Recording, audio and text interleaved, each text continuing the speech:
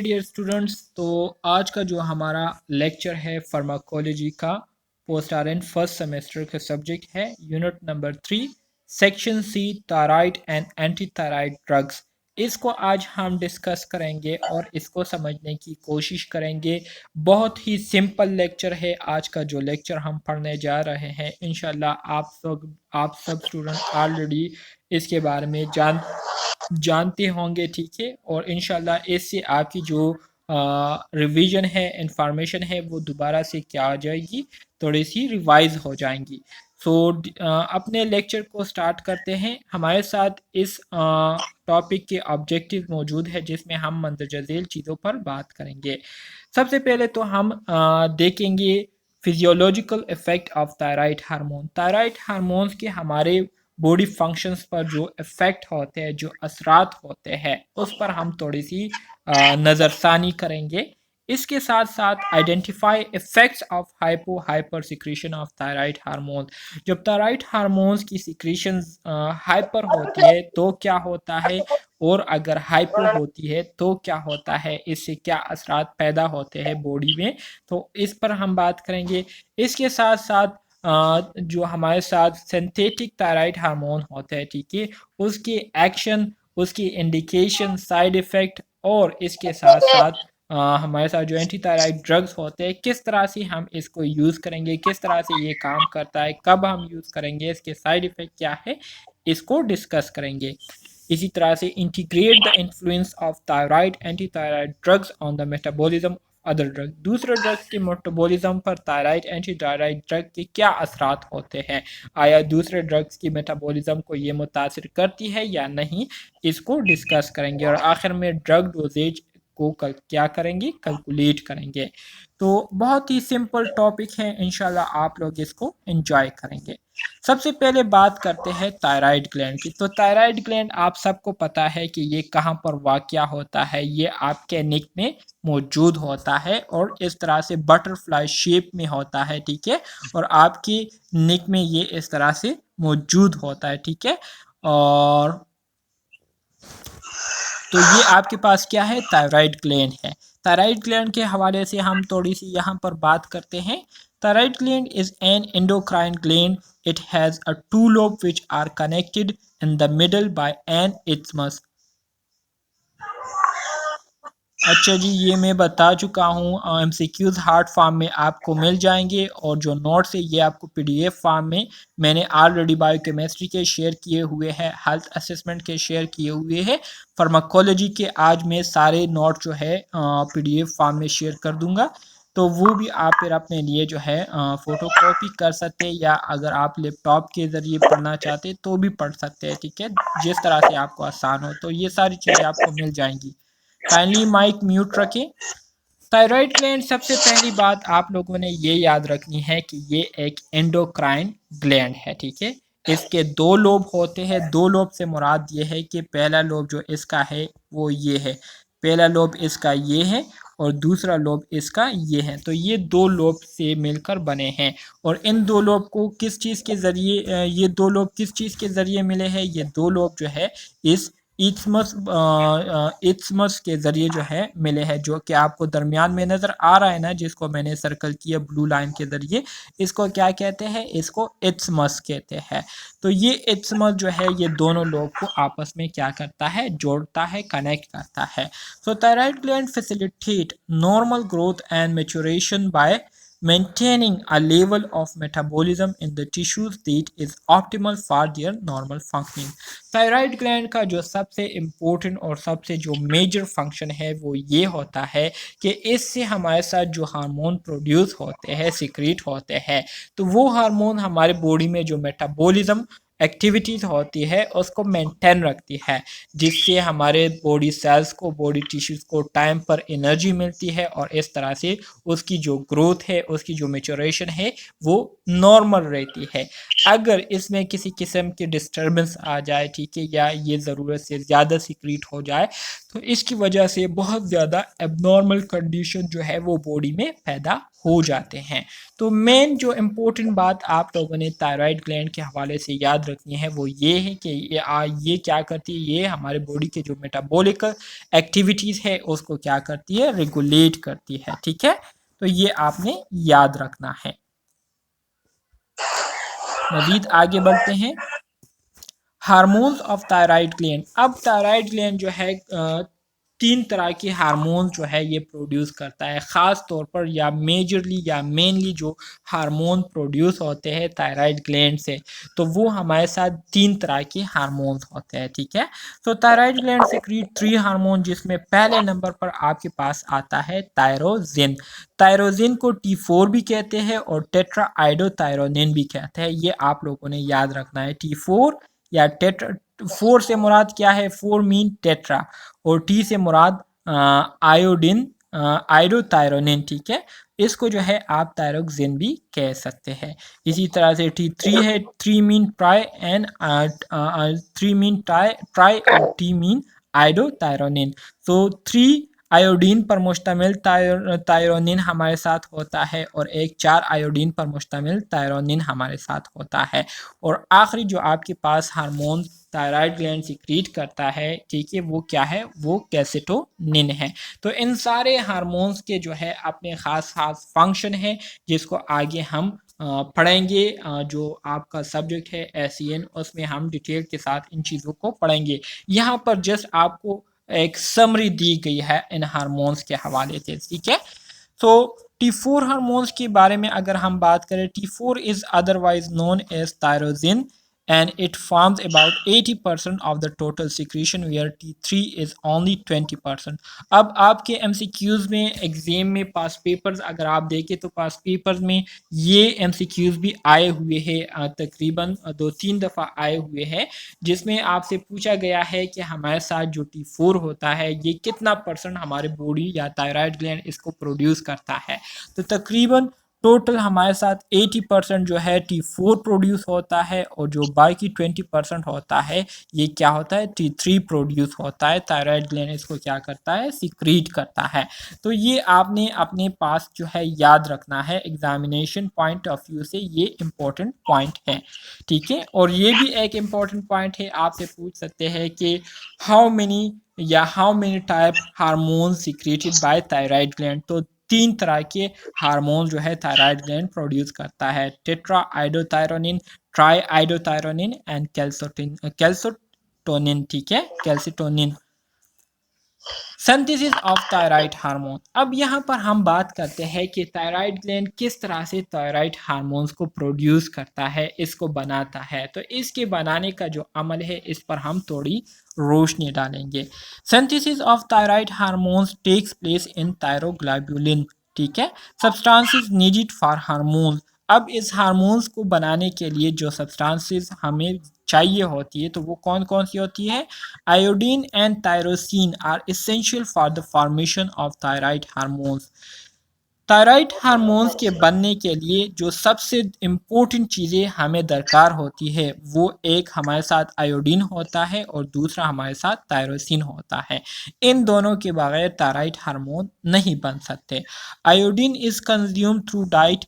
ठीक है, it is converted into iodide and absorb from gastrointestinal tract. Thyroxine is also consumed through the diet and is absorb from the gastrointestinal tract.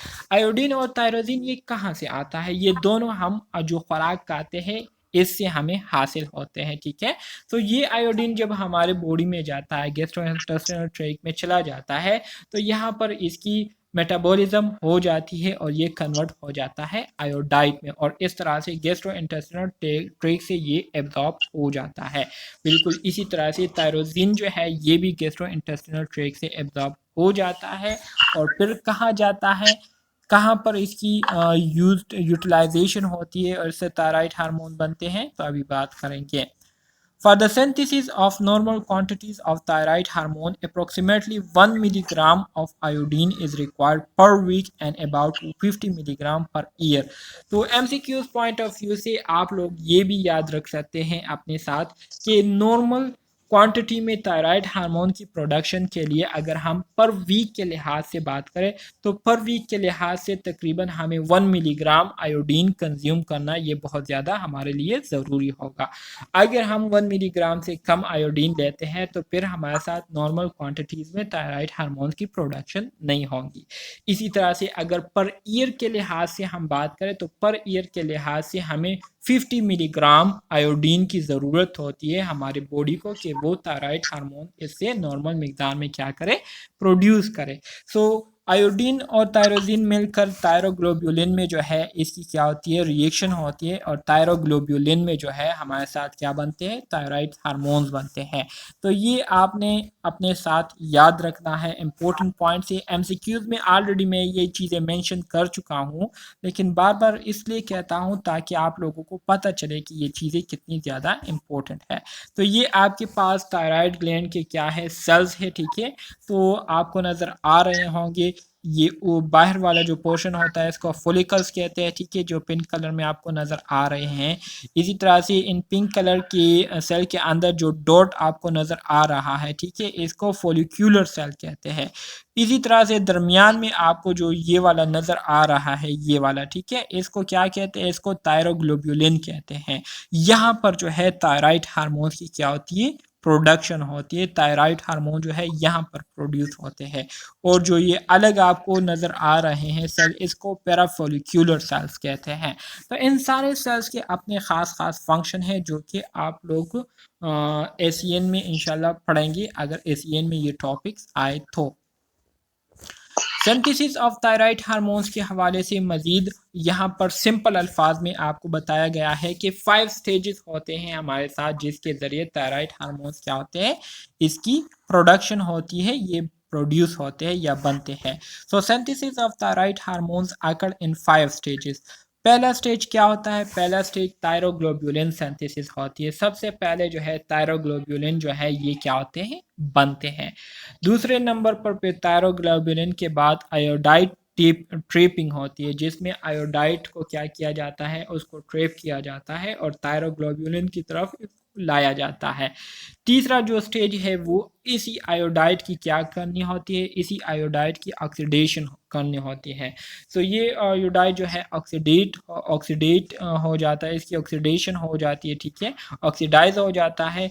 फिर oxidisation के बाद ये जो है इसको ट्रांसपोर्ट कर दिया जाता है फोलिक्यूलर एक्टिविटीज़ में, ठीक है। हमारे साथ जो फोलिक्यूलर सेल थे और पैराफोलिक्यूलर सेल थे वहाँ तक पहुँच जाते हैं। फिर आयोडीनाइजेशन ऑफ थायरोसिन, थायरोसिन के साथ जो है थायरोसिन के साथ आयोडाइड जो है ये क्या हो जाता है, ये कंबाइन हो जाता है। ये हमारे साथ आयोडाइड है और ये हमारे साथ थायरोसिन है। तो ये दोनों जो है जो 5वें स्टेज में क्या हो जाते हैं, कंबाइन हो जाते हैं। और आखिरी जो स्टेज है वो है कपलिंग रिएक्शन, मतलब कंबाइन हो जाते हैं और कंबाइन होने के बाद हमारे साथ थायराइड हार्मोन जो है ये बन जाता है और फिर ज़रूरत के मुताबिक इसकी क्या होती है, सिक्रीशन होती है। जहाँ पर भी बॉडी में थायराइड हार्मोन की ज़रूरत होती है तो थायराइड ग्लैंड पे इसको क्या करती है, सिक्रीट करती है। क्लियर है।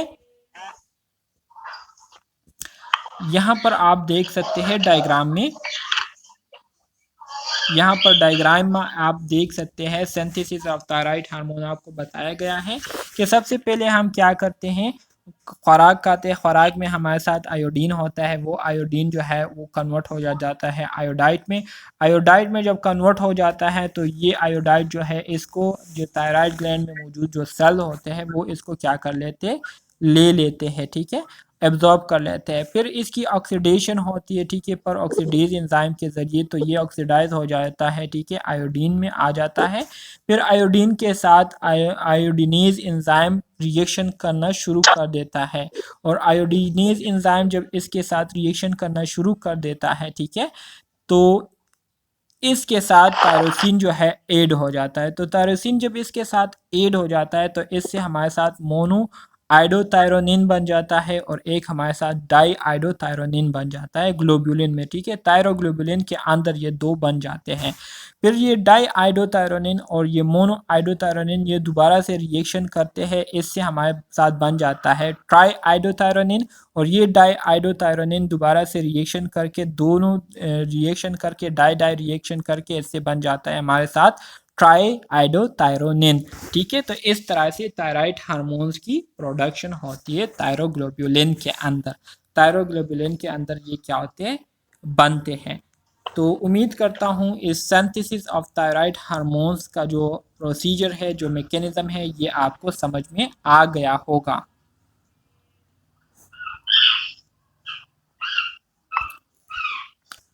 मजीद आगे बढ़ते हैं। Thyroid hormones are synthesized by iodination of tyrosine residue on thyroglobulin within the lumen of thyroid follicle.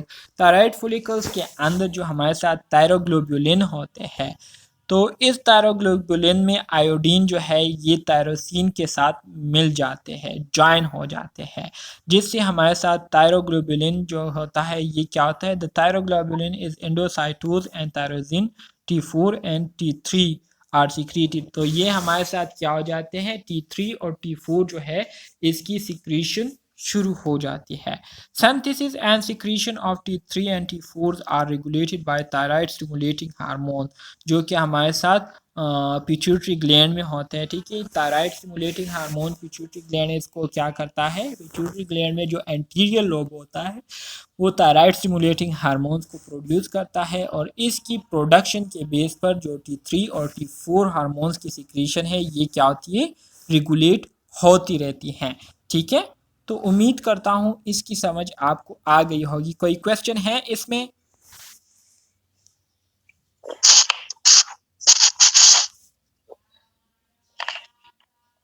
Sir thyroglobulin का दोबारा बताइएगा। थायरोग्लोबुलिन के हवाले से मैंने आपको ये बताया कि थायरोग्लोबुलिन जो है ये हमारे साथ वो जगह होती हैं जहाँ पर असल में ये हमारे साथ जो आयोडीन होता है ये क्या होता है, कंबाइन होता है किस चीज़ के साथ, टायरोसिन के साथ कंबाइन होता है। और आयोडीन और टायरोसिन जब कंबाइन हो जाते हैं तो इससे हमारे साथ क्या बनता है, इससे हमारे साथ थायराइड हार्मोन बनता है, जो कि आपके पास एक T3 होता है और एक T4 होता है। जब तीन आयोडीन कंबाइन होते हैं तो इससे हमारे साथ ट्राई आइडोथायरोनिन बनता है। जब चार आयोडीन से हमारे साथ बना हो तो उसको हम टेट्रा आइडोथायरोनिन कहते हैं, जिसका दूसरा नाम थायरोजिन भी है, ठीक है। तो इस तरह से हमारे साथ थायरोग्लोबुलिन के अंदर इसकी प्रोडक्शन होती है। ये सारा मैकेनिज्म ऑलरेडी मैं आपको बता चुका जी। अच्छा जी, फिर मज़ीद आगे बढ़ते हैं। Effects of thyroid hormone on metabolism. Thyroid hormones के हमारे मेटाबॉलिज्म पर क्या असरात होते हैं, तो इसको अब हम पढ़ेंगे। सबसे पहले कहते हैं कि stimulate metabolism generally causing increase oxygen consumption, increase metabolic rate and influence growth and development. Already मैं आपको स्टार्ट में ही बता चुका हूँ कि थायराइड हार्मोन्स का जो मेन फंक्शन है वो ये है कि ये हमारे मेटाबॉलिक एक्टिविटीज़ को क्या करता है, इफ़ेक्ट करता है। किस तरह से इफ़ेक्ट करता है, ये मेटाबॉलिज्म को स्टिमुलेट करता है, इंक्रीज़ करता है। ज़ाहिरी बात है जब हमारे बॉडी में मेटाबॉलिज्म होंगी, ठीक है, मेटाबॉलिज्म एक्टिविटीज़ इंक्रीज़ होंगे तो मतलब ये है कि हमें ज़्यादा से ज़्यादा ऑक्सीजन की ज़रूरत होगी, तो फिर ऑक्सीजन की कंजम्पशन क्या हो जाएंगी, इंक्रीज़ हो जाएंगी। ऑक्सीजन की कंजम्पशन इंक्रीज होने की वजह से मेटाबॉलिक रेट क्या हो जाएंगी, इंक्रीज हो जाएंगी। क्यों? क्योंकि मेटाबॉलिक रेट ऑक्सीजन की मौजूदगी में होते हैं। ऑक्सीजन के बगैर जो है ये मेटाबॉलिक एक्टिविटीज जो है नहीं हो सकते। इसके अलावा हमारे साथ जो ग्रोथ और डेवलपमेंट होंगी वो भी ज़ाहिरी बात है क्या हो जाएंगी, इंक्रीज हो जाएंगी, ठीक है। जब मेटाबॉलिक रेट इंक्रीज होगा तो ज़्यादा एनर्जी प्रोड्यूस होगी, ज़्यादा एनर्जी प्रोड्यूस होगी तो ग्रोथ और डेवलपमेंट जो है वो भी क्या होंगी, वो भी मुतासिर होंगी, ग्रोथ और डेवलपमेंट भी फिर जल्दी होंगी। So within the cell T4 is converted to T3 which interact with a nuclear receptors and activate transcription of messenger RNA and synthesis of different types of protein। जब sales के अंदर ये T4 जाता है, ठीक है, तो T4 के जाने के बाद सेल के अंदर ये कन्वर्ट हो जाता है T3 में। फिर यही T3 जो है न्यूक्लियर रिसेप्टर्स के साथ इंटरेक्शन करती है और इसके ज़रिए जो है मैसेंजर आरएनए को क्या करती है, एक्टिवेट करती है। मैसेंजर आरएनए फिर जाती है साइटोप्लाज्म में जहाँ पर राइबोसोम मौजूद होते हैं, उस राइबोसोम को एक्टिवेट कर लेते हैं, जिसकी वजह से फिर राइबोसोम मुख्तलिफ किस्म के प्रोटीन्स बनाना क्या कर देता है, शुरू कर देता है। तो यहाँ पर जो इफ़ेक्ट है थायराइड हार्मोन का मेटाबॉलिज्म पर ओवरऑल वो ये है कि ये मेटाबॉलिक एक्टिविटीज़ को इंक्रीज़ करता है। मेटाबॉलिक एक्टिविटीज़ इंक्रीज़ होंगी तो ज़ाहिर बात है हमें एनर्जी की भी ज़्यादा ज़रूरत पड़ेगी, ऑक्सीजन कंजम्पशन भी ज़्यादा होगी और ग्रोथ और डेवलपमेंट जो है ये क्या होंगी, ये मुतासिर होंगी। तो हार्मोन लूप को अगर हम देखें, ठीक है, तो यहाँ पर अगर मेटाबॉलिक रेट हमारे साथ मिसाल के तौर पर डिक्रीज है, ठीक है, मेटाबॉलिक रेट जो है डिक्रीज है, तो इस डिक्रीज जो डिक्रीज आई है मेटाबॉलिक रेट में, तो इसको कौन डिटेक्ट कर लेता है, इसको हाइपोथैलेमस में मौजूद जो रिसेप्टर होते हैं वो इसको क्या कर लेते हैं, डिटेक्ट कर लेते हैं, जिसकी वजह से हमारा हाइपोथैलेमस जो है ये एक्टिवेट हो जाता है और ये ख़ास तरह के हार्मोन्स को रिलीज़ करना शुरू कर देता है। यही हार्मोन्स आते नीचे आते आते पिट्यूटरी ग्लैंड में आ जाते हैं। पिट्यूटरी ग्लैंड का जो एंटीरियर लोब होता है वहाँ पर आ जाते हैं। एंटीरियर लोब स्टिमुलेट हो जाता है, जिसकी वजह से ये पिट्यूटरी ग्लैंड जो है ये थायराइड स्टिमुलेटिंग हार्मोन्स को सीक्रेट करना शुरू कर देता है। ये thyroid stimulating hormone blood stream के ज़रिए आ जाते हैं आपके थायराइड ग्लैंड की तरफ, ठीक है, जो कि निक में मौजूद है। और थायराइड ग्लैंड में आने के बाद ये क्या करता है, थायराइड ग्लैंड को स्टिमुलेट करता है कि वो ज़्यादा से ज़्यादा T3 और T4 हार्मोन्स को बनाना शुरू करें। जब T3 और T4 हार्मोन्स बनना शुरू हो जाते हैं और बन जाते हैं, तो यही T3 और T4 हार्मोन जो है दोबारा से हमारे ब्लड में शामिल हो जाती है और जो टारगेटेड ऑर्गन्स होते हैं, ठीक है, वहाँ चली जाती है, जैसे कि एड्रिनल मेडुला हो गया, ठीक है, एड्रिनल मेडुला में चला जाता है। एड्रिनल मेडुला क्या करता है, ये स्टिमुलेट हो जाता है, जिसके नतीजे में ये एपिनेफ्रीन और नॉर एपिनेफ्रीन हार्मोन्स को रिलीज करना शुरू कर देता है और इसके नतीजे में मेटाबॉलिक रेट दोबारा से क्या हो जाती है, इंक्रीज हो जाती है और एनर्जी बनना शुरू हो जाती है। इसी तरह से जब रिक्वायरमेंट पूरी हो जाती है तो फिर इसी तरह से जो रिसेप्टर्स होते हैं हाइपोथैलेमस में वो दोबारा से इसको सेंस कर लेते हैं, जिसके नतीजे में ये दोबारा से हार्मोन्स को रिलीज करना स्टॉप कर देता है, जिसकी वजह से पिट्यूटरी ग्लैंड को जो है रिस्पॉन्स नहीं मिलता, जिसकी वजह से वो भी फिर थायराइड स्टिमुलेटिंग हार्मोन्स को रिलीज करना स्टॉप कर देता है और इसी तरह से ये पूरा मैकेनिज्म क्या हो जाता है, रिपीट होकर ये पूरा मैकेनिज्म स्टॉप हो जाता है। तो इस तरीके से ये मेटाबॉलिक रेट जो है, थायराइड हार्मोन मेटाबॉलिक रेट को क्या करता है, रेगुलेट करता रहता है। समझ आ गई इसकी?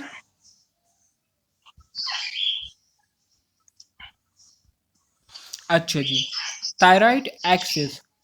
The thyroid gland is influenced by hormones produced by two other organs. Thyroid gland जो है ये दो ये एक हार्मोन्स की वजह से क्या होता है, मुतासिर होता है, जिसको दूसरे दो ऑर्गन से जो कि उस हार्मोन्स को क्या करते हैं, प्रोड्यूस करते हैं।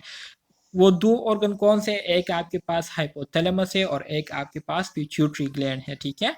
तो द पिट्यूटरी ग्लैंड ये located at the base of the brain produce thyroid stimulating hormone, ये थायराइड स्टिमुलेटिंग हार्मोन्स को प्रोड्यूस करता है, ये आप लोगों ने याद रखना है, ठीक है। जब तक थायराइड स्टिमुलेटिंग हार्मोन्स प्रोड्यूस नहीं होंगे तब तक जो है थायराइड हार्मोन्स प्रोड्यूस नहीं होंगे। तो ये थायराइड स्टिमुलेटिंग हार्मोन्स को प्रोड्यूस करते हैं और दूसरा जो हमारे साथ ऑर्गन है हाइपोथैलेमस है, जो कि थायरोट्रोपिन रिलीजिंग हार्मोन्स को क्या करते हैं, प्रोड्यूस करता है। हाइपोथैलेमस थायरोट्रोपिन रिलीजिंग हार्मोन्स को प्रोड्यूस करता है, जिसको हम TRH कहते हैं, और जो पिट्यूटरी ग्लैंड है ये TSH को प्रोड्यूस करता है, जिसको हम थायराइड स्टिमुलेटिंग हार्मोन कहते हैं। So low level of thyroid hormones in the blood are detected by the hypothalamus and the pituitary gland. Thyroid releasing hormones is released stimulating the pituitary to release thyroid stimulating hormone, ठीक है। Thyrotropin releasing hormone जो है ये release हो जाती है, जिसकी वजह से पिट्यूटरी ग्लैंड जो है ये स्टिमुलेट हो जाता है और वो थायराइड स्टिमुलेटिंग हार्मोन को रिलीज करना शुरू कर देता है। अब थायराइड स्टिमुलेटिंग हार्मोन्स का जो लेवल है ये क्या हो जाता है, इंक्रीज हो जाता है, जिसकी वजह से हमारे साथ जो थायराइड ग्लैंड होता है, ठीक है, तो ये थायराइड हार्मोन्स को प्रोड्यूस करना शुरू कर देता है, there bye returning.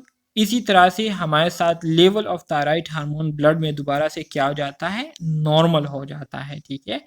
The three glands and the hormones they produce make up the hypothalamic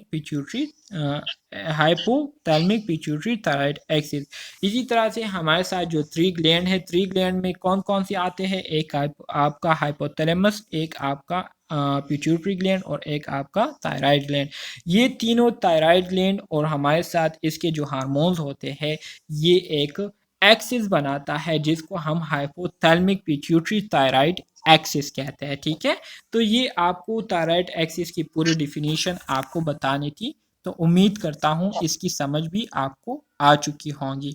बहुत सिंपल अल्फाज में मैं आप लोगों के साथ ये चीज़ें डिस्कस कर रहा हूँ और ये सारी चीज़ें मतलब तैयार शुदा MCQs है, तैयार शुदा पॉइंट्स है जो कि आप लोगों के साथ मैं डिस्कस कर रहा हूँ। अब MCQs में आपसे पूछ सकते हैं कि which type of hormones is produced by hypothalamus, thyroid stimulating hormones या टेट्रा आइडोथायरोनिन या टेट्रा ट्राई आइडोथायरोनिन या थायराइड थायरोट्रोपिन रिलीजिंग हार्मोन। तो थायरोट्रोपिन रिलीजिंग हार्मोन जो है ये कौन प्रोड्यूस करता है, हाइपोथैलेमस जो है इसको प्रोड्यूस करता है, और थायराइड स्टिमुलेटिंग हार्मोन ये पिट्यूटरी ग्लैंड इसको क्या करता है, प्रोड्यूस करता है। लेकिन पिट्यूटरी ग्लैंड का जो एंटीरियर लोब है ना वो इसको क्या करते हैं, प्रोड्यूस करते हैं। तो ये आप लोगों को क्लियर होनी चाहिए, इसमें जो है किसी किस्म की कंफ्यूजन आप लोगों को नहीं होनी चाहिए। So regulation of thyroid hormone synthesis, already जो पूरा मैकेनिज्म मैंने आपको बताया है वही मैकेनिज्म आपको यहाँ पर डायग्राम के ज़रिए जो है समझाया गया है। तो इस डायग्राम को आप लोग खुद भी इस पर थोड़ा सोच विचार करके इसको समझने की कोशिश करें तो इंशाल्लाह आप लोग समझ जाएंगे।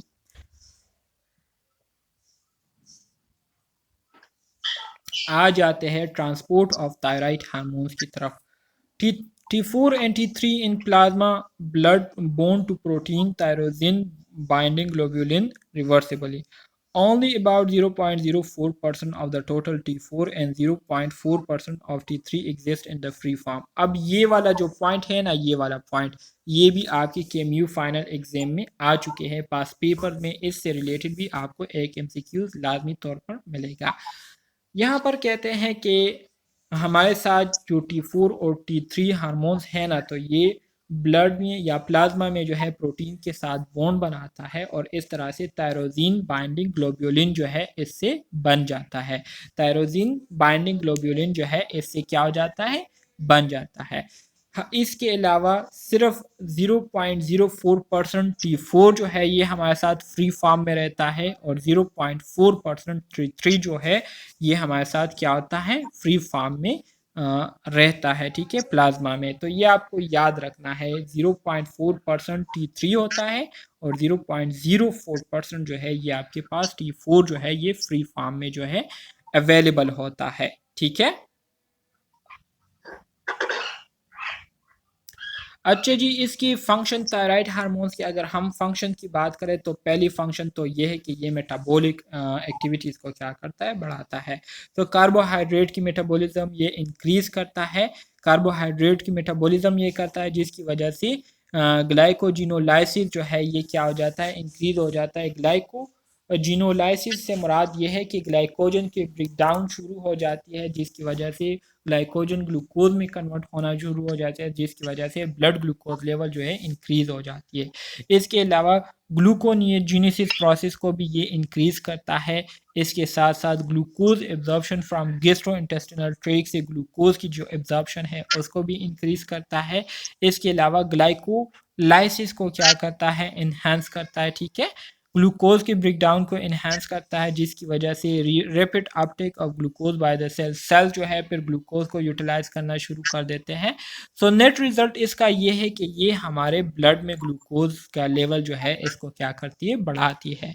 सिंपल अल्फाज में आप ये अपने साथ रखिए कि थायराइड हार्मोन जो है हमारे बॉडी में ब्लड ग्लूकोज लेवल को क्या करती है, इंक्रीज कराती है।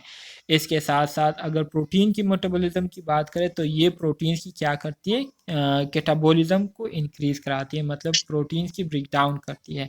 फैट की मेटाबॉलिज्म में अगर हम देखें तो ये इंक्रीज मोबिलाइजेशन ऑफ फैट्स को क्या करती है, एक जगह से दूसरी जगह ट्रांसपोर्ट करती है। इसके अलावा फैट्स की ऑक्सीडेशन करती है, जिससे हमारे साथ fatty acid, free fatty acid जो है बन जाते हैं।